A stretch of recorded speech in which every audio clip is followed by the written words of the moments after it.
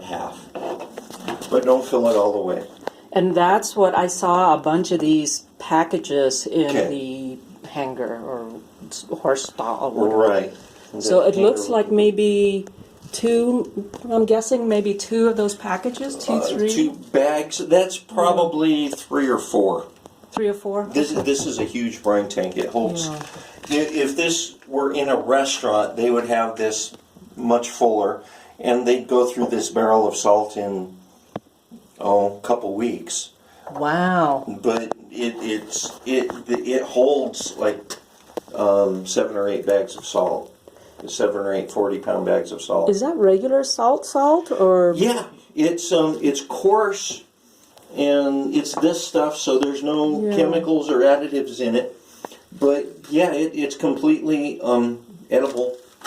Wow. If you're into that sort of thing, you can. I was gonna say, if you were a horse, you would be really happy. Oh yeah, horses and deer. Yeah, salt licks. But it's just regular table salt. Yeah. Wow. NaOH. Mm-hmm. No, wait. NaCl. NaCl. Thank you. It was like I forgot my chemistry. That's been a long time. Sure. So the routine maintenance in here is changing this filter, and then once he would have us out. Well, he wouldn't even have us out once a year unless he felt like it. But you should have us come out at least once a year to service this machine, and what it requires. The way this iron filter works is from the top to about 20 or so inches down this tank is just an empty tank of water. Okay. Or actually not water, it's supposed to be air, compressed air. And then from 20 inches down is water and filtration material. Mm-hmm. The way it works is whenever the system calls for water, or if you have if you have the house directly on it, then if the house calls for water, the water free falls through that compressed air pocket, causing the iron in the water to rust and turn into clumps.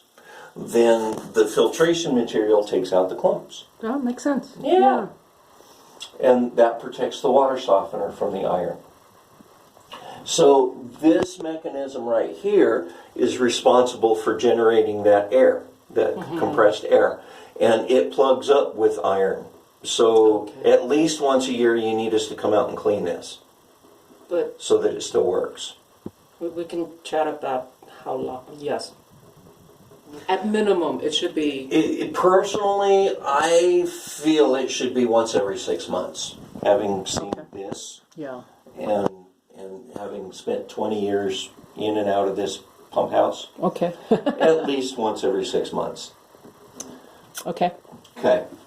Then, so that needs serviced, and then when we come out, we check that, we check the clock, we make sure everything mechanically functions properly, make sure that this is doing its cycles properly, drawing and replenishing and flushing itself. Mm-hmm.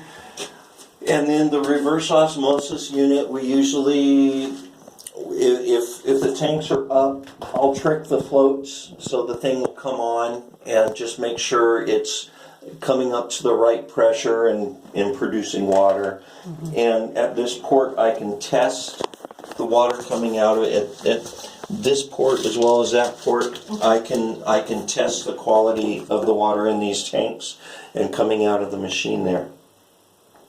That's fantastic, Scott. Mm-hmm. I think I would rather.